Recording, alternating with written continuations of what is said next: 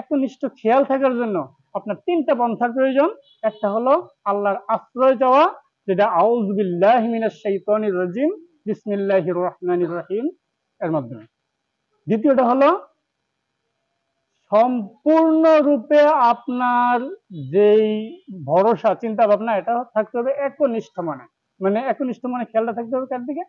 যে আল্লাহর দিকে। ভরসা আমার কে? আল্লাহ। ভরসা আমার কে?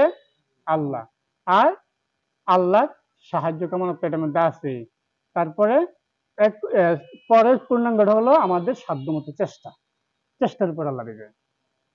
আল্লাহর রাস্তায় যেতে হবে, আল্লাহর উপর ভরসা করতে হবে, আমাদের সাধ্যমতো চেষ্টা করতে হবে, এর বাইরে কোনো পন্থা নাই।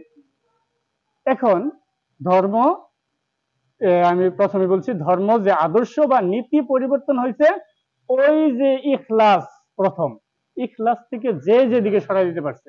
এই স্বামীরই প্রথম গরুর বাছুরের দিকে খেয়ালটা দিছিল। এই কথা যদি ঘটনা যদি বর্ণনা করতে যায় অনেক সময় লেগে যাবে। স্বামীরই খেয়াল পরিবর্তন করে দিছিল। তারপরে এভাবে বিভিন্নভাবে বিভিন্ন পন্থায় যে মানে মানুষ শয়তান এবং জিন শয়তান যে কথাই বলেন, যেভাবেই বলেন, এক একজন আপনার খেয়ালটাকে, একনিষ্ঠ মনের খেয়ালটাকে, যে আমি শুধুমাত্র খেয়াল করবো আল্লাহর দিকে, এই খেয়ালটাকে যখন পরিবর্তন করতে পারবে, তখন আপনার এই ধর্মটাকে, আপনার আদর্শ বা নীতিটাকে পরিবর্তন করে দিতে পারবে। আর দ্বিতীয় পন্থায়, যেই পন্থায় নীতিটা মানে ধর্মটা, আদর্শটা পরিবর্তন করা হয়েছে, এটা হলো দেখেন কোন সিস্টেম।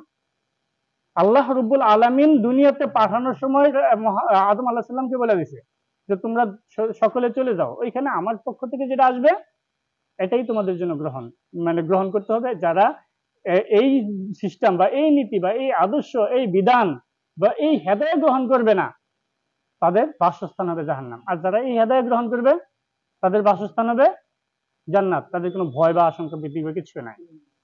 এখন আল্লাহ যা দিচ্ছেন তার বাইরে কি আমাদের কোনো কিছু মানা যাবে? তাহলে আমরা কালিমার মধ্যে কি পড়ি? লা ইলাহা ইল্লাল্লাহ। আল্লাহ তাআলা ব্যতীত কোনো ইলাহ নাই।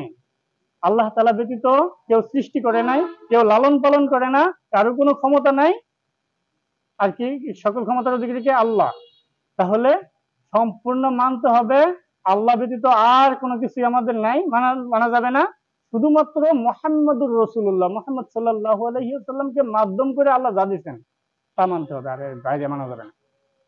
এখন যদি এর একটা উপমা ভাই করি, এর একটা উপমার দরকার আছে না, যে আমরা এই আদর্শটা কিভাবে বুঝবো? মনে করেন একটা লাশ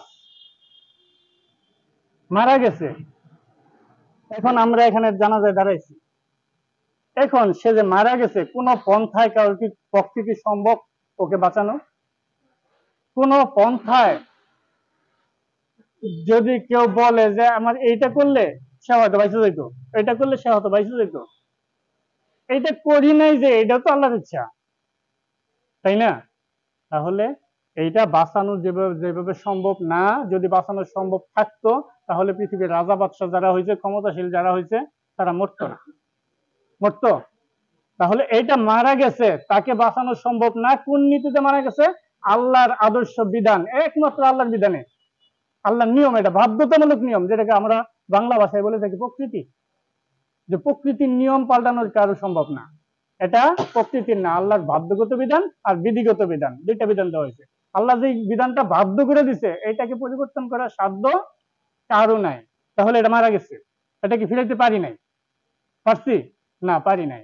কিন্তু আরেকটা বিধান আছে, যেটা আল্লাহ রাব্বুল আলামিন এটাকে মানতে জবরদস্তি করবেন না, বাধ্য করবেন না। এটা কি দিচ্ছেন? আল্লাহ বলছেন শারআ লাকুম, নির্ধারিত করে দিচ্ছি। শারআ লাকুম, নির্ধারিত করে দিচ্ছি, কুতিবা, এটা কিতাব করে দিছি। তারপরে তিলকা হুদুদুল্লাহ, এটাকে সীমাবদ্ধ করে দিছি। কোনো ভুল আছে? যে আল্লাহ যেটা দিছে, লেখা দিছে, কিতাব দিয়ে দিছে, কোরআন কিতাব দিয়ে দিছে, এর বাইরে আপনি সীমা লঙ্ঘন করবেন? কোনো সাধ্য আছে কারো? যদি সাধ্য করে ইচ্ছা মতো, যেহেতু আমাদের ইচ্ছা মতো করে দিছে, আমরা মানতে পারি না মানতে পারি, তাহলে আমরা ইচ্ছা মতো যদি মানি, ইচ্ছা মতো যদি করে যাই, তাহলে আল্লাহর নিয়মে, নীতিতে, আদর্শে কি থাকি? আল্লাহর নিয়ম, আল্লাহর নীতি, আল্লাহ যে নিয়ম কিতাব দ্বারা লিখে দিয়েছেন, মুহাম্মদ সাল্লাল্লাহু আলাইহি ওয়াসাল্লামের মাধ্যমে দিয়েছেন, এই নীতির মধ্যে যদি আমরা না থাকি, তাহলে আমাদের ধর্ম কি ঠিক থাকে? আদর্শ থেকে ধর্ম বা নীতি বা নিয়ম পদ্ধতি যেটাই বলি, এটা আদর্শ। যদি এই আদর্শ বা এই ধর্ম যদি না থাকে, আমাদের ধর্ম ঠিক থাকবে না। তাহলে আল্লাহ যেমন দিছেন যে এটা মরতে হবে আর এটা হবে, এটা হবে, এই নিয়মে হবে, এটা আমরাকে প্রাকৃতি বলে থাকি, কিন্তু এটা কিন্তু আল্লাহর বাধ্যগত বিধান। এই বাধ্যগত বিধানে যেমন কারো হাত নেই এর পরিবর্তন করার, ঠিক তেমনি ভাবে আল্লাহ যে বিধান দিছে এইটাকে নিজের ইচ্ছায় আল্লাহ করেছেন কি, এখানে জবরদস্তি করে আমি কাউকে মানাবো না, জবরদস্তি করে বল প্রয়োগ করে কাউকে বাধ্য করবো না, তার মানতে হবে কি সেভাবে নিজের ইচ্ছায়। এটা এটা কি নিজের ইচ্ছে কিভাবে? যেই কিতাব যেভাবে দিছে এটাকে ইকরা, পড়ো, জানো, বুঝো, যাই না বুঝা পড়া শিক্ষা এখানে কি দিছে, এটা আল্লাহ আবার কোরআনে কিন্তু অনেক জায়গায় বলে দিছে, এক জায়গায় বলে দিছে সুন্দরভাবে যে আমি কিতাবটাকে শুধু কি, আর আমি রাসূলকে প্রেরণ করি নাই কবি হিসাবে, এবং কবি হিসাবে প্রেরণ করা, কবি হিসাবে মানে কবি হওয়াটা এটা রাসূলের জন্য মানানসই না। মানানসই আছে?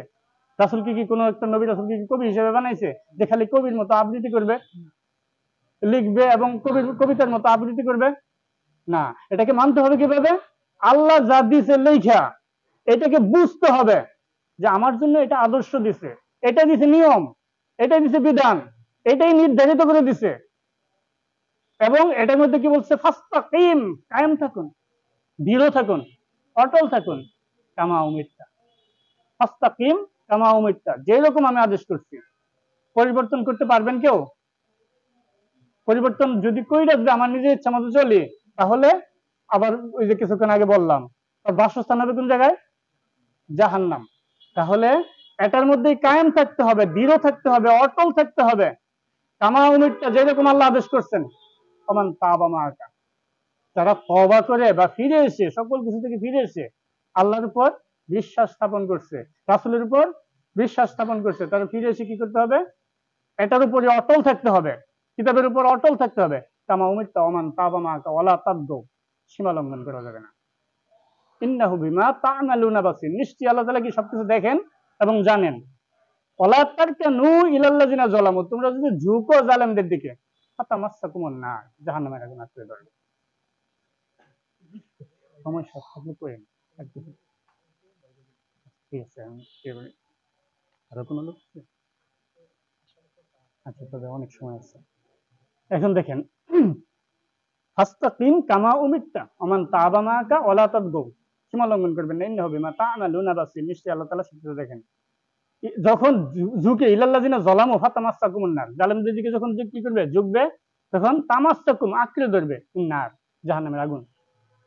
তাহলে জালেম কারা আমাদের চিন্তা হবে না? জালেম কারা?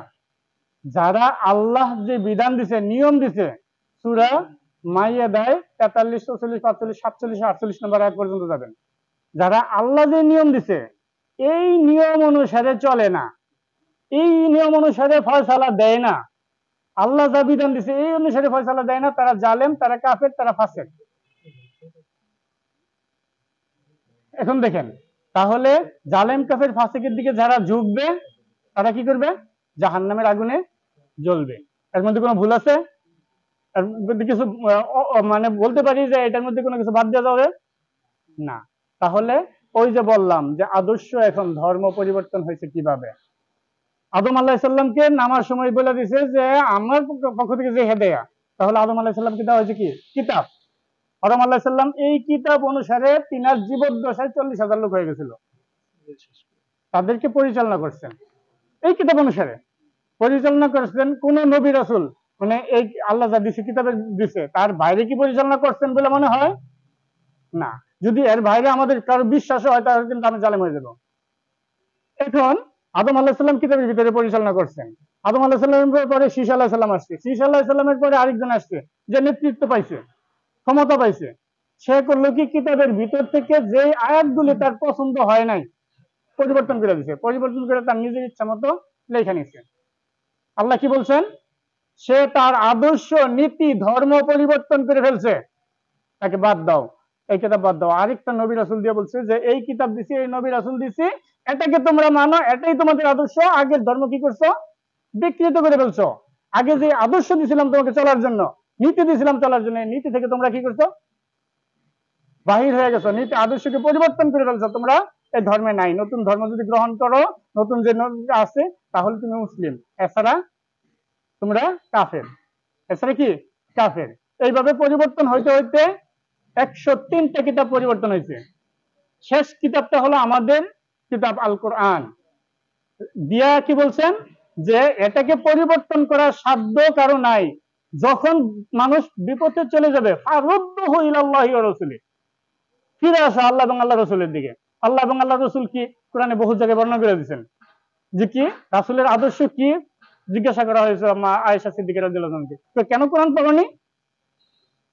কোরআনে যা দিছে এটাই তো রাসূল মেনে নিছে, এই সিস্টেমে তো রাসূল চলছে, তাহলে রাসূলের আদর্শ এটা। সুন্নত যে সিস্টেমগুলি আছে, এটা হুবহু কোরআন একটা মাইনা নিয়া তোমাদেরকে যা দেখাই দিছে, এটাই হলো রাসূলের আদর্শ, রাসূলের সুন্নত, রাসূলের বিধান, নিয়ম নীতি, এটাই তোমাদের ধর্ম, তাই না? এখন এটা পরিবর্তন হয়েছে কিভাবে? রাসূল সাল্লাল্লাহু আলাইহি ওয়াসাল্লামের মৃত্যুর পরে 4টা খলিফা গেছে। 5ম নাম্বার খলিফা চালাইছে কি? ইয়াজিদের বাবা। ইয়াজিদের বাবা তার ছেলেকে ক্ষমতা দিয়ে গেছে, বা যেভাবে হোক ইয়াজিদের হাতে ক্ষমতা গেছে। ইয়াজিদ করলো কি? যে এই কিতাব তো পরিবর্তন করার সাধ্য আমার নাই, কারো নাই, তাহলে এই কিতাব পরিবর্তন করা যাবে না, এই কিতাবের ভাবে কিতাব করে থাক, তোমরা যতটুকু পারো এই কিতাব থেকে গ্রহণ করো, আপত্তি নাই, কিন্তু আমি আলাদা একটা কিতাব লিখলাম, আলাদা সংবিধান করলাম, আমার রাষ্ট্র চলবে এই সংবিধানে। তাহলে কোরআন বাদ দিয়ে যদি আলাদা সংবিধান হয়, আর ওই নিয়মে যদি রাষ্ট্রের মধ্যে পরিচালিত হয়, ওইটা যদি মানে কেউ, মুসলমান থাকবে? তার আদর্শ পরিবর্তন করলো না, আদর্শ রইল? পরিবর্তন করলো না। আদর্শ মানে কি? ধর্ম। তার ধর্ম কি পরিবর্তন করলো না, ধর্মে রইল? সে কি টুপি পড়ুক, নামাজ পড়ুক, জুব্বা পড়ুক, যেটাই পড়ুক, সে কি করলো? আল্লাহর যে নিয়ম নীতি দিছে, আদর্শ দিছে, আদর্শ থেকে পরিবর্তন করে আলাদা কিতাব বাইর করে, সে আলাদা সংবিধান করে ওই অনুসারে জারি করছে। এখন আল্লাহর কিতাব যেটা, এটা বাদ করছে, তার কি ধর্ম ঠিক আছে? না। ঠিক তদ্রূপ আজও পর্যন্ত এই বাংলাদেশের দিকে তাকান, কোরআনের ভাবে কোরআন আছে, এখান থেকে যতটুকু মানব মসজিদ মাদ্রাসা করে দেব, কোনো সমস্যা নাই। কিন্তু আমাদের সংবিধানে, সংসদে বৈশা আমরা যে আইনটা তৈরি করবো, এটা যদি না মানো, রাষ্ট্রদ্রোহী মামলায় তোমার ফাঁসিতে জ্বলবে। আমার আইনটা মানতে হবে, আমরা সংসদে বসে যে আইনটা করি, এটা মানতে হবে। তাহলে এই কোরআনে যে আল্লাহ যে আইনটা দিছে, নিয়মটা দিছে, এটাকে বাদ করে নাই? এটাকে বাদ করলে কেউ কেউ মুসলমান থাকবে? কেউ মুসলমান থাকবে? তাহলে সে আদর্শ থেকে, ধর্ম থেকে, নীতি থেকে পরিবর্তন হয়ে গেছে। এখানে যদি আমি বলি এরশাদের আদর্শ আমি মানবো, আমি শেখ মুজিবের আদর্শ মানবো, আমি আরেকজনের আদর্শ মানবো, আমি আরেকজনের আদর্শ মানবো, তাহলে তার আদর্শ বা ধর্ম বা নীতি কি ঠিক আছে? নাই। তাহলে এই আদর্শ কি হবে? যারা মুসলিম বলে তাদের আদর্শ হবে আল্লাহ যা দিয়েছেন রাসূলের মাধ্যমে, কোরআন এবং সুন্নাহ। এর বাইরে আমাদের মৃত্যু হোক, আমরা জান এবং মালকে আল্লাহর কাছে বিক্রি করে জান্নাত কিনে নেব, এটা হলো আমাদের আদর্শ, এটা হলো আমাদের ধর্ম, এটাই হলো আমাদের নীতি। এই নীতিকে যদি পরিবর্তন করি, তাহলে আমরা কেউ মুসলমান থাকবো না। আমরা সেই জন্য আজকে যে জোট বা গঠন বা পার্টি, বা আমরা যে রাজনীতিটা করি, দলটা করি, পার্টিটা করছি, এই পার্টি ঐক্যবদ্ধ হয়েছে কিভাবে? আল্লাহর ডাকে। আল্লাহর ডাকে কিভাবে? আল্লাহ বলছেন, তোমরা আঁকড়ে ধরো বিহাবলিল্লাহ, আল্লাহর রজ্জুকে। আল্লাহ যে আদর্শ দিচ্ছেন, আল্লাহ যে নিয়ম নীতি দিচ্ছেন, এটাকে আঁকড়ে ধরো, জামিয়া, ঐক্যবদ্ধ ভাবে, দলভুক্ত হয়ে, লীগ গঠন করে, ইংরেজি ভাষায় যদি বলতে লীগ গঠন করে পার্টি করো। কেন করো? আল্লাহর রজ্জুকে আঁকড়ে ধরার জন্য, আল্লাহর বিধানকে বাস্তবায়ন করার জন্য, আল্লাহর হুকুমতকে বাস্তবায়ন করার জন্য। আর এর বিপরীত উল্টে ফেলাই, খেয়াল করেন ভাই, এর বিপরীত